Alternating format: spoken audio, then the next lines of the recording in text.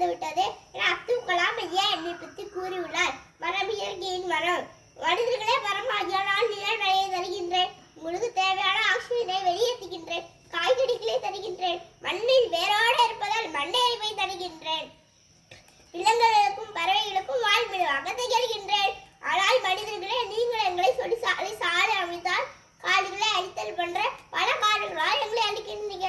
எங்களை அழிப்பதனால் காலநிலை மாற்ற பூவான வெப்பம்